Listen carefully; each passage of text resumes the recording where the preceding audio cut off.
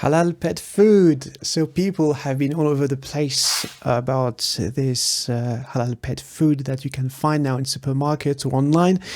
And to be honest, it's not such a recent topic. It's been around for maybe 10 years or so. But I always find it an amazing opportunity to talk about neoliberalism. And if you've been following me, you've probably seen the video I made a long time ago. So, it's when you transform everything and anything into money. So most people agree that the idea is completely absurd. One viewer commented, what about a nikah service for cats? I mean, this is exactly the point, like how absurd it is. But, there's always people to defend these kind of ideas, not mentioning, of course, the business owners. So let's go through all the arguments. First thing first, of course, animals don't have to eat halal. Halal and haram only applies to humans. Of course, you'll have the manufacturers saying that no, animals have to eat halal food.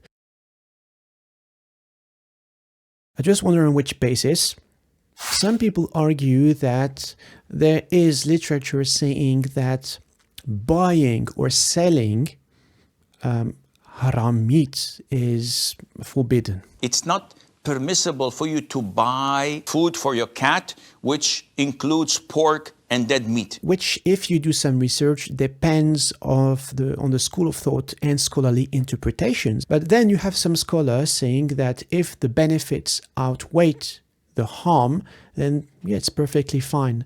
Again, diversity of religious opinions. But this is, again, what's beautiful about Islam. Even in the case where people consider it's forbidden, what about fish-based pet food? But, it's like medication or supplements, vegetable-based capsules or fish-based capsules, which are completely halal. But then people argue that, well, if you buy halal pet food, then you maintain a clean house, which is not contaminated. But again, if you have a cat, how many times have you had your cat bring dead birds, dead rats, mice, or even snakes, sometimes I've heard, in their house? Then people argue that if you buy halal, then you put money into Muslim businesses. Does it have to be marketed and advertised in big as a main argument that it is halal for you to know that it is Muslim owned?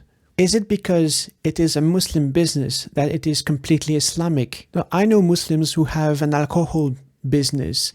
Does it mean that I need to put money into their business to support them because they're Muslim? Then some people would say that if you buy halal pet food, it means that the animals killed for that process have not been gassed, stunned, or experienced an electric shock. But then it depends on which regulator and certifier it goes through, because you probably know that a lot of in the halal industry is unregulated, especially in Europe.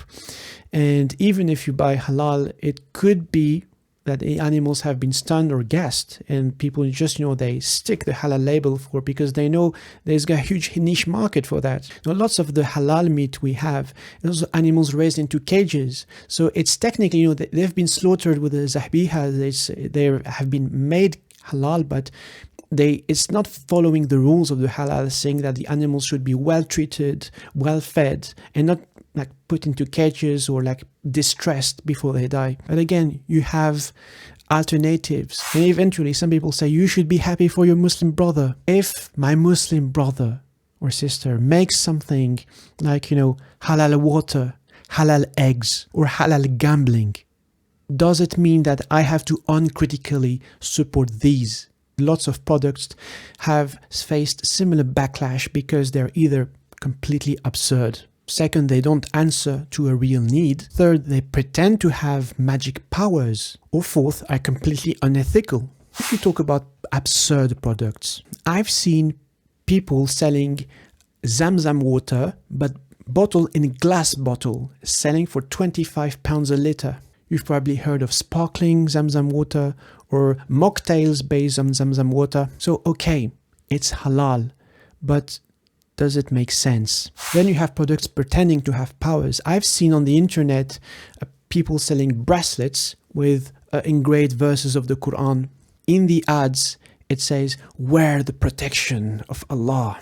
So is it me, or is it like plain superstition. In terms of products that do not answer an actual need is the example of halal supplements, which some of them are marketed as sunnah. So I don't know if Prophet ﷺ was eating collagen capsules. Some people invent diseases such as hijabi alopecia. Apparently, if you wear a hijab, you lose hair. There is no clinical evidence that wearing the hijab causes hair loss. Google medical articles and you will clearly see that what may cause hair loss is the way people tie their hair. It's called traction alopecia and it has nothing to do with covering the hair. And again, just like for halal pet food, you have alternatives which are, fish-based, vegetable-based, because collagen is not necessarily found in animal meat. And sometimes, and actually very often, these alternatives are much cheaper.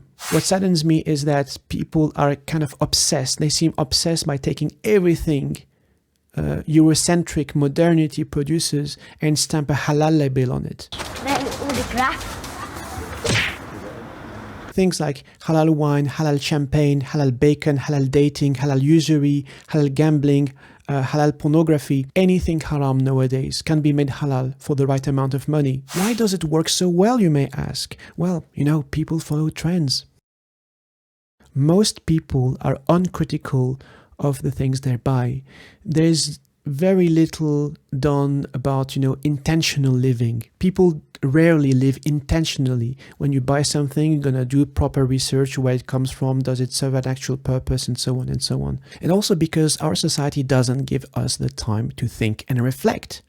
And this is why everything that is stamped halal is overhyped, even if sometimes it doesn't make sense. And this is called neoliberalism.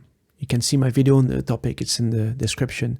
When anything and everything can be turned into money, even God and religion. My creators made me appear as a Muslim because you are part of a niche market worth hundreds of billions of pounds.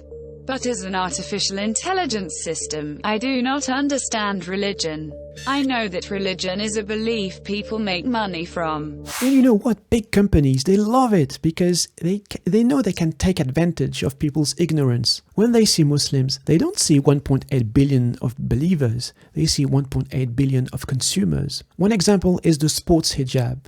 Many companies before Nike released a sports hijab. And many of them are family owned. It's a Muslim sister who started her own brand. All the materials are sourced very ethically, it's high quality, it's priced really decently, but so many people will just go for the Nike sports hijab. They just see the brand, they just see the logo, and for them it signifies that, we Muslims are finally being accepted by the West. The problem is, Nike is known for their questionable work practices, especially with its factories in Asia. It's been, years and years and years that there was controversies. Way before it was caught in using these factories in China, relying on forced Muslim labor.